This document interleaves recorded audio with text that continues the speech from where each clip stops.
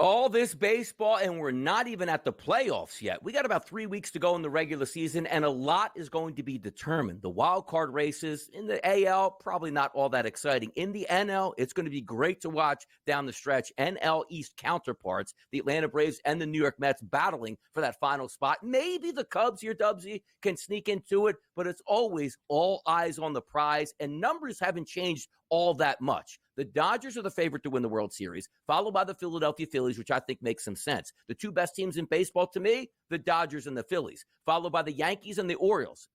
Those two teams still battling who's going to win and have that supremacy in the AL East, followed by the Astros, Guardians, Padres, Twins, Brewers, and Braves. So let's just start here.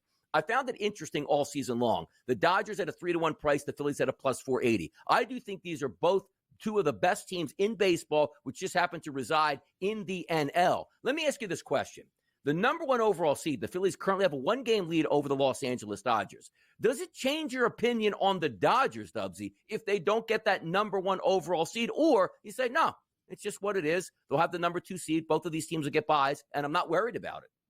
Yeah, I'm not so worried about it, Donnie. I guess I'm more worried about the inconsistency, whether they get that top spot, that 1 seed, or not. It's more, some of the starting arms, the rotation, they're going to have to get healthy. They're going to have to try to find a bit of momentum. We saw Yamamoto make his return there on Tuesday night. Dave Roberts absolutely going to love what he saw there from the star race. But for the Dodgers sitting at the shortest price at plus 300, I think that's a little short. I think the Phillies are playing some really good baseball at plus 480 in the pinstripes there at 5-1. Donnie, I feel like I wish I could go back in time. You know, we spend months talking about some of the futures tickets in Major League Baseball. They play 162 games. You're now still getting the same numbers as what we started with. You know, the Dodgers at plus 300, you're getting a better number than what the Yankees were sitting there. So if you do like their chances, now's the time to jump in. But no, I wouldn't be deterred for the Dodgers if they don't get that one seed. They're still going to have to go through the Supremos in the National League, but more about that consistency and trying to find a bit of momentum. I feel like we take a couple of steps forward and then we take one back, a couple of steps forward and then we take one back. The offense just goes missing at times. Ohtani can only do so much. There's question marks. Hernandez, Mookie's been seen and well, Freddie Freeman. So no, it wouldn't be too turned off if they weren't to grab that 1 seed. But I want to see a bit more from between now and getting it into the house there at October at plus 300. That is a really short price for a team that's loaded with superstars, but also loaded with a couple of blemishes. Yeah, and the questions about right now, right? I think there's more questions with the Dodgers than the Phillies, and as always, those questions come up in the starting rotation to see how that rotation actually will be in come October. But if we're all looking at the teams in the 3 and 4 spots here, and technically the Astros are tied with the Orioles, and you say like, wow, how could that be? You have to understand how the playoff works here and why these odds are here. And we just talked about if the Philadelphia Phillies get that number 1 overall seed and have the home field advantage in Philadelphia, that could make a difference. But also take a look at the Yankees and the Orioles. The Yankees are a 5-1 price to win the World Series. The Orioles at an 8-1. The reason why it's decided right now at a $3 price is you're looking right now in the standings. Even though it's only a half game, the Yankees still have the lead here in the AL East. If they win, then they're going to be able to probably get that bye, and that's going to help them, where then the Orioles would have to go on the road, which is exactly why, Dubsy, there's an 8-1 price on the Orioles and the Astros. The Astros look like they're going to win their division, which would give them home field advantage in round number 1. That's a key ingredient here. But let's have some fun down the list. The Guardians 15-1, the Padres 16-1, Twins 21-1, and then the Brewers and the Braves both at 22-1. If I had to give you a team, Guardians, Padres, Twins, Brewers, or Braves, who do you think could do more damage in the playoffs and at those prices? I think it's the Padres at 16-1. They are absolutely stacked. Manny Machado, he's leading the way. Fernando Tatis Jr., he's looked very strong since coming back, and some of the arms are starting to step up. It's really tough going down into San Diego, so I think they're going to have a nice little run going in to October. So as the price play, who could rattle some of the big contenders in the majors? I think San Diego playing some really nice baseball, 6-4 through the last 10. I think they find a bit of momentum over the next couple of weeks here. So that'd be the price play if you're looking to play against the short numbers.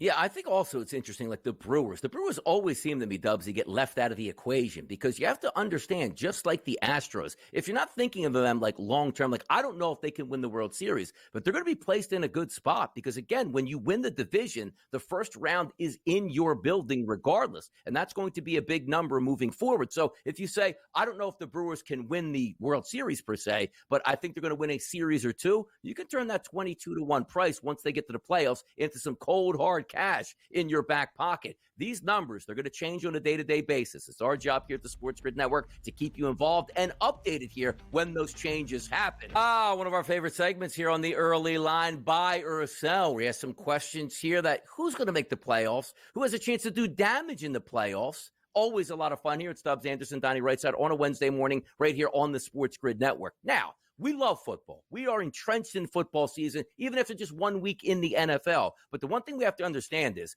there's a lot of things happening from April, May, June, July, August into September, which leads us to October baseball. And boy, oh boy, playoffs in any sport, absolutely the most fun you can have. Hopefully profitable as well. But we got some questions that we have to answer here. And if we look at the Major League Baseball wildcard standings in each league, if it ended today, the teams that would be in the playoffs, it would be the Orioles, the Twins, and the Royals in the AL. If we're looking in the NL, it would be the Padres, Braves, Diamondbacks, and Mets. And you might say, well, how is there 4 teams? There's only 3 wildcard spots. 2 teams are tied here. That's the New York Mets and the Atlanta Braves. Now, the question is going to be, if you do make the playoffs as a wild card and you do get hot, is there a possibility that a wild card team can take down a World Series championship? So, Dubsy, I'm going to start with you first in this buy or sell. Wild card team will reach the world, not even win it, just reach the World Series this year for you. Buying or selling that?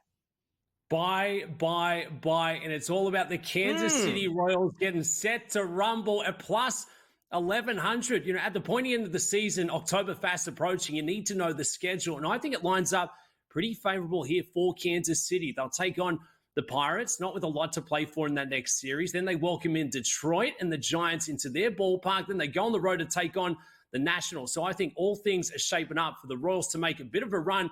And wasn't it October back in 2014, a little 10-year anniversary when they found that momentum? I think it may have been there, Donnie. And look, the arms are starting to find a bit of stride here as well. Cole Reagans has been strong. Seth Lugo put up a masterpiece there on Tuesday evening. They've got the firepower. Bobby Witt Jr., one of the most exciting weapons in all the majors right now. Tommy Pham in the mix. So I think Kansas City could certainly do enough to make it into October and could do enough to rattle a couple of the big contenders. And I dare say, make a little World Series tilt, Donnie. So it's the price play for me with Kansas City.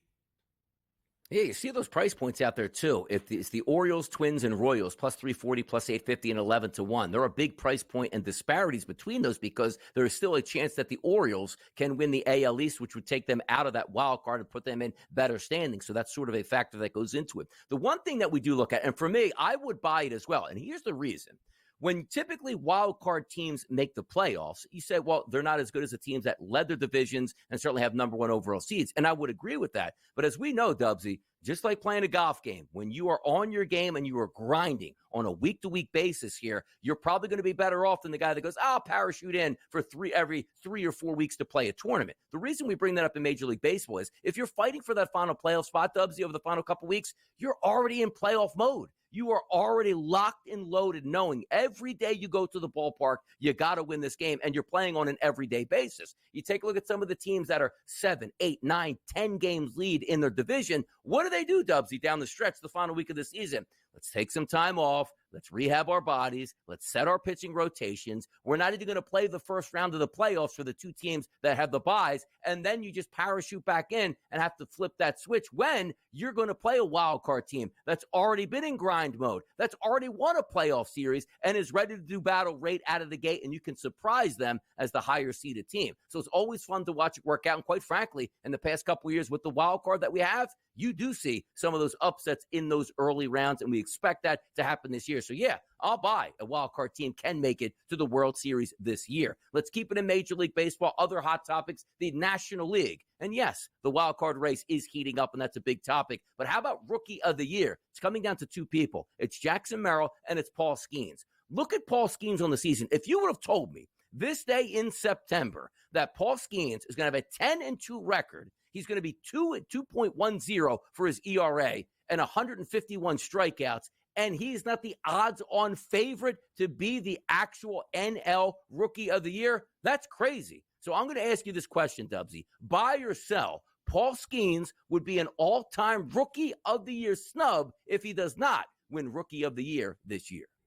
I'm buying. I think it would be an all-time snub. I think it will be an all-time snub. Look, obviously the star power is going to be there behind Paul Skeens. Truly remarkable season, what we've seen there from the rookie. And again, he just set a new record there. Most Ks for a rookie were in that Pirates uni. So look, cannot knock what we have seen. But for Jackson Merrill down there with the Padres, we get to see what he's doing on the nightly. So since the All-Star break, we've seen a massive jump in the market. It was Skeens at minus 1,200, and now he's the outsider looking in. And I think it's a little too late in trying to play catch-up. No knock towards Paul Skeens. Truly special stuff from what we have seen. But again, I think the longevity of the season leans towards Jackson Merrill and the Padres. And you look at the numbers that he's put up, absolutely monster year there as well. So going to go with Merrill, and I do think it would be an all-time snub for possibly the next generational talent coming in to the Bigs, Donnie.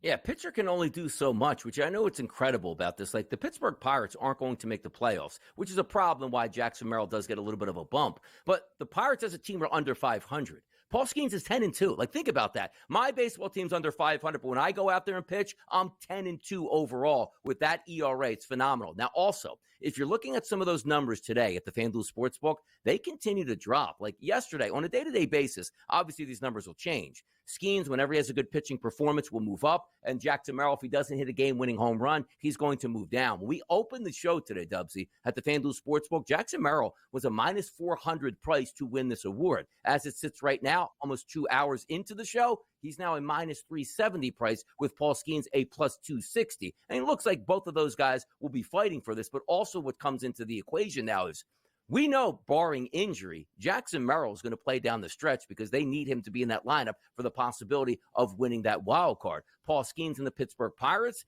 they don't need him down the stretch here to not make the playoffs. So the question is going to be is how many more innings is Paul Skeens actually going to get on the mound? How many more wins can he rack up and strikeouts here? Because if you can't pitch and they don't let you pitch, there's no more wins, there's no more strikeouts, there's no more lowering that ERA. We'll find out here, but Jackson Merrill right now, a minus 370 price to win that award at the FanDuel Sportsbook. Interesting stuff all the way through. A lot more hot topics in Major League Baseball, which includes the next segment. Keep it going and buy or sell. It's Donnie and Dubs on a Wednesday morning right here on the SportsGrid Network. We will be right back.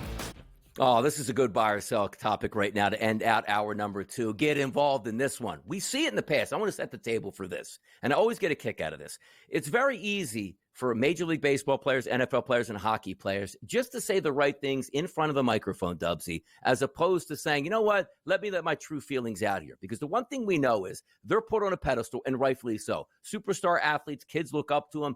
Everybody's cheering for them. You want them to stay with your team and you want them to do well, but also, Dubsy, you want them to be there, right? We know the money is going to be the money. I still get a kick out of last year. Aaron Judge, one of the best players in Major League Baseball, and quite frankly, when it all goes down, will be a Yankees legend. He was asked directly, microphone in his face, I believe at the All-Star break, hey, look, Yankees fans love you. What do you have to say to them? He basically said, well, if I'm here, great. If I'm not, there's other Yankee players you can cheer for. Not what the fan base wants to hear, because it's simple to say, I love being a Yankee. I want to be here long term. My goal is to retire a New York Yankee, because even if it doesn't happen, at least you get the good vibes in there, and maybe the public can sway the opinion for your hometown owner to pay you just a little bit more money than everybody else to get you to stay. So if we're talking about Juan Soto, here's what he told ESPN yesterday, quote, who doesn't want to be a part of Yankees history? I think the only way to be a part of Yankees history is being a champion. Now, does that actually mean if I win a World Series this year, I'm part of Yankees history? Now let me get paid by my crosstown rival, New York Mets, because they'll pay me more money? So the buy or sell here for us is,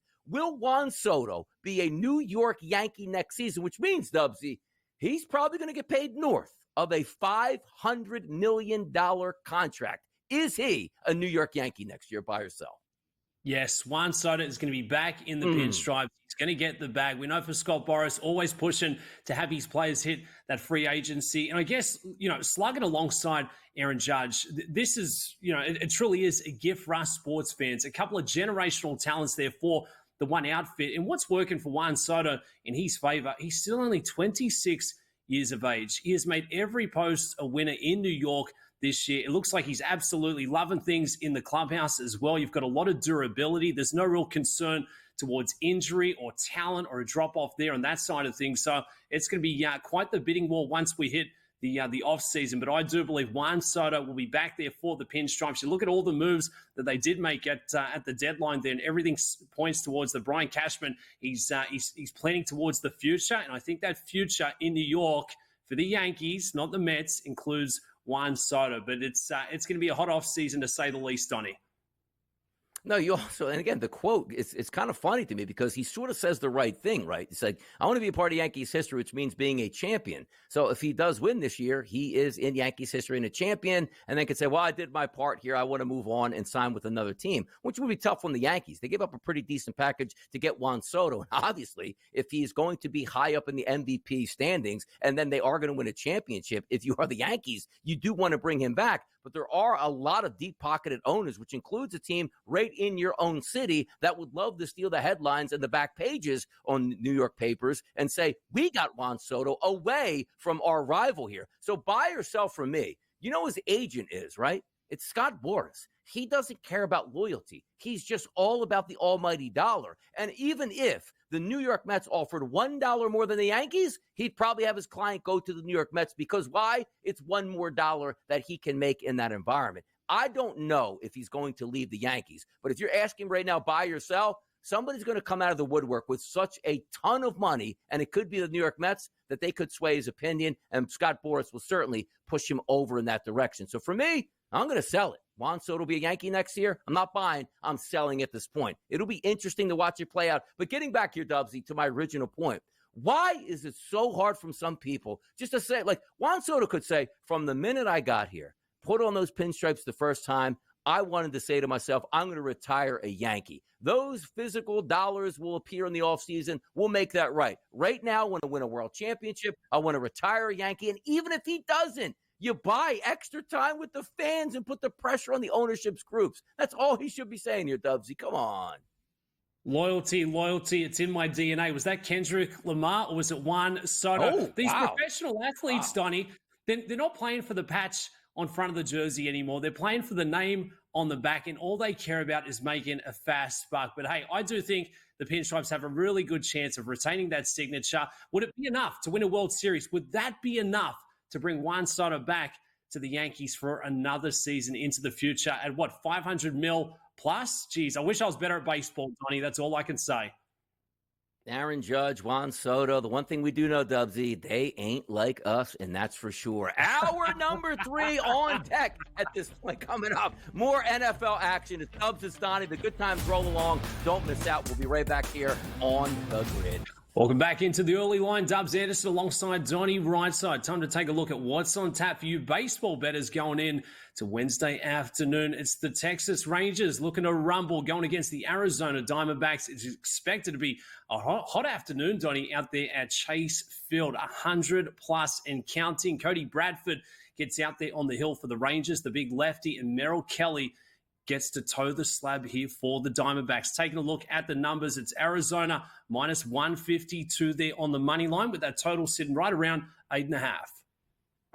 You know what's going to be tough about this one? Yesterday, you saw a great pitching performance out of Zach Allen, right? 6-0 victory. That's what you're supposed to do. The haves and the have-nots, as we talk about it. Texas isn't going to make the playoffs. Arizona looks like they will do that. Now, this is an afternoon game, 3:40 start, which is actually out there, 12:40 Pacific time.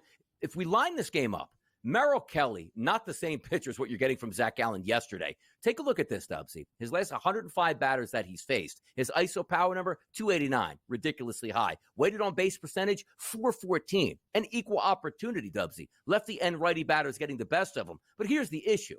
That's not a great lineup right now for the Texas Rangers, particularly up against right-handed pitching over the past month. You take a look at Wyatt Langford, Adolis Garcia, and Ezekiel Duran, all positive numbers. Everybody else is below average. Now let's flip it over to the Texas side of things of who they're starting on the mound. That's Cody Bradford. Theoretically, on the card today, he's a much better pitcher than Merrill Kelly is. Bradford coming into this one, 3.80 ERA over the past 60 days, and his xFIP number, manageable at 3.90. Merrill Kelly, on the other hand, through 28 and 2/3 innings pitched, a 5.72 ERA. But if we're also looking at Cody Bradford, left-handed pitcher, he's been really good here, Dubsy, against right-handed batters as of late. On the season, it's a 141 ISO power number. Over the last 30 days, that dropped to a 121. The one thing we do know is a lot of switch hitters in that lineup for the Arizona Diamondbacks. Figure the primary numbers will be against right-handed batters. The only lefties look like Corbin Carroll and Jake McCarthy. So 7 right-handed batters, 2 left-handed batters in this lineup. I might be looking at this game and actually thinking about an under here because I think the pitching matchups make some sense. Not a great pitcher on the side for Arizona, not a great lineup for the Rangers. A much better lineup for the Diamondbacks, but Bradford does pitch well to right-handed batters. Let's go under in the desert this afternoon. Could be a low scorer out there for a hot one this afternoon. Speaking of low scorers, let's take it to a pitcher's paradise up there in Seattle. It's the Mariners at home taking on the Padres. Last night it was the Padres getting it done 7-3, and they'll get Michael King out there on the hill this afternoon. Brian Wu gets the start for the Mariners. Brian Wu with a 7-2 win-loss. 2.36 ERA. Not expected to see a lot of offense in this one, but looks to be one of the closest games of the afternoon. The odds makers have it set as a pick'em, with that total being just at 6.5 runs. Yeah, this is like a playoff atmosphere, right, Dubsy? You need San Diego to win if they want to stay in that wild card race and certainly make the playoffs. But also, from a Seattle Mariners perspective, you're almost looking at that last Hail Mary to try to overtake the Houston Astros. But you're right about it. Look at that price point. 6.5 on this game, which means 7 runs win this. You're not even getting that buffer, at least 7 or 7.5, to push that closer to that 8.5 number that you would need to get over. You take a look at Michael King. Nothing short of sensation here, Dubsy. Last 60 days in Major League Baseball, 5-2 record, 45 and 2/3 innings pitched. But look at this, an ERA of 2.36 and the second best pitcher on the card today with his xFIP at a 3.07. You flip it over to the other side and you say, well, what am I going to get out of Brian Wu for the Seattle Mariners? He's 4-1 over the past 60 days with 58 1/3 innings pitched. How about his ERA? 2.78 and a very manageable 3.67 xFIP number. So it is low. Both of the lineups are decent, but this is a pitching paradise, as we like to say. They got 10 runs combined last night. I don't think we get here. But here's the tough part about it. Donnie, if you had a free bet, which way would you go here on the total? I still probably would go under 6.5, but my goodness, man, you're sweating it out, Dubsy, at 3-2, 3-3. It's an automatic over going to extras. It's tough to do, but as we say, those numbers are there for a reason. I would be surprised if we go near 8 to 9 runs, which puts you in the ballpark for an under. But 6 or less, that's sometimes a tough draw, man.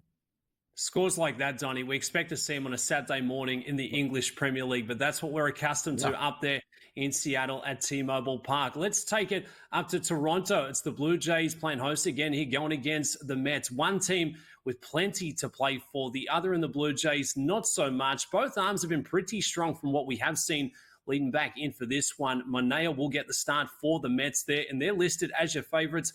Minus 120 on the money line. That total sitting at 8. It was 8 runs last night. It was 5 in game 1. What do we expect for game 3, Donnie?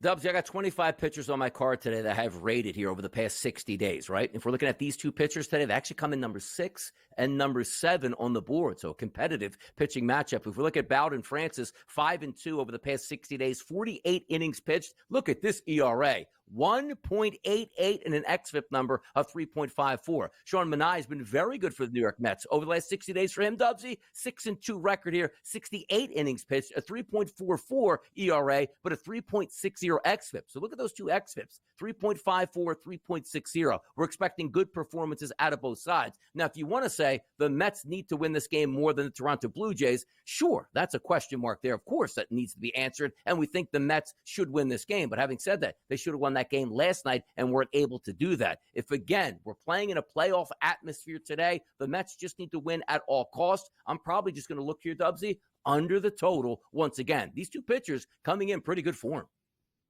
The Nationals, Donnie, this one feeling like a playoff spot. I don't know about that, but in the division we keep it. National League East showdown between the Braves going against the Nats here. Both arms sort of middling form from what we have seen going through the regular season. It was the Braves giving them an absolute beatdown last night, 12-0, blanking the Nationals, and they're booked as your favorites again for this one, -176. Is the juice worth the squeeze with Atlanta?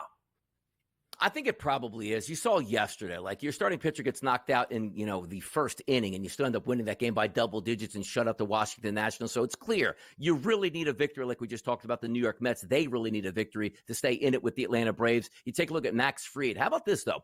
2-4 over the past 60 days through 45 and 2/3 innings pitched. His ERA, it's not terrible, 3.74. He has a better xFIP number at 3.39. So maybe there would be the leader. You look at that lineup, Harris, Soler, Ozuna, Olsen, Murphy. They really produced runs yesterday, and I'm sort of expecting the same thing. 80-degree temperatures today in Washington. It is a heavy price, but I'm going to go with the team that absolutely needs to win and has the better pitcher on the mound. Give me the Atlanta Braves saying a victory over the Nats. Oh, I like it. We're taking a break. Baseball talk continues on the other side. Welcome back into the early line. The baseball talk continues for your Wednesday slate. It's the Royals looking to rock and roll in the series rubber match going against the Pinstripes. The Yankees at home for this one look to be your favorites. They get Luis Hill out there on the mound. The rookie sensation, -152 towards the Pinstripes with that total set at 8. How does the series finish this afternoon, Donnie? I think that price is too high here, Dubsy, to pay a -158 on the New York Yankees. Now, granted, you're going to get that Yankee tax. They're at home. They need a victory. They got to stay on top of the Baltimore Orioles. We get that. But also, the Kansas City Royals, great performance yesterday out of their starting pitcher, Seth Lugo. And I think we might get another solid performance today. You take a look at Cole Reagan, 6-3 over his past 60 days with 57 and 2/3 innings pitched and a very manageable xFIP number of 3.70. That can't be said here technically for Luis Hill, who started out the season absolutely incredible. And the thought process wasn't like, hey, can he win Rookie of the Year? It's could he be the Cy Young? But since then, if we're looking at the last 60 days, he's still 4-1 through 34 and 2/3 innings pitched. But if we're looking at his xFIP number, that's at a 4.45, getting into that danger zone. And if we take a look at the last 60 batters that he faced, Dubsy, a 220 ISO and a 350 weighted on base percentage as a whole between lefties and righties. And lefty batters really getting the best of them at a 219 ISO, but a 368 weighted on base percentage. Positive batters in this lineup today, Bobby Witt Jr., MJ Melendez, and Paul DeJong. If we flip it over to the other side, that was a shocking performance yesterday from the Yankee bats. I understand Lugo's been a quality pitcher, but come on, man. You got to get something together. But Cole Reagan has really good splits between lefties and righties. The first 3 batters in the lineup tonight for the New York Yankees over the past 30 days against left-handed pitching, they've hammered it. Torres, Soto, and Judge. They have to be the catalyst tonight. 3 hits yesterday, no runs from the Yankees, not good enough. But also, you know what's not good enough? Paying over -150 for the Yankees tonight. Maybe a slight dog tonight here on those Kansas City Royals, Dubsy. Wolf, wolf, wolf. One of the most exciting marquee matchups for the Wednesday slate. The Royals squaring off against the Yankees. Let's march into Boston. The Red Sox at home taking on familiar foes in the Baltimore Orioles. It's the Red Sox favored in this matchup, only just -118. They'll get Nick Pivetta to toe the slab. It's Dean Kremer who goes for Baltimore. 39 home runs combined for the 2 starting pitchers. Could this be the game where we see plenty of offense for the Wednesday?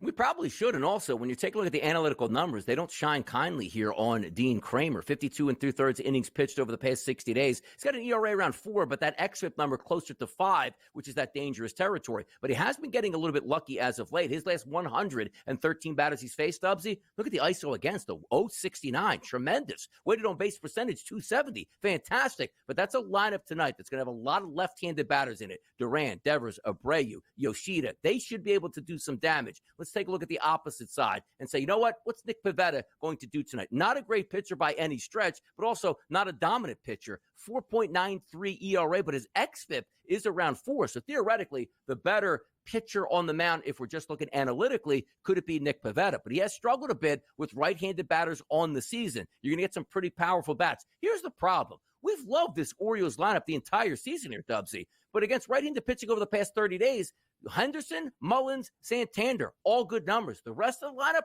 really struggling. If we're just looking analytically, we should get a lot of runs. But I got to tell you, sometimes it might be a little bit of a leap of faith in that direction. Tough call either way here on a side and a total for me here.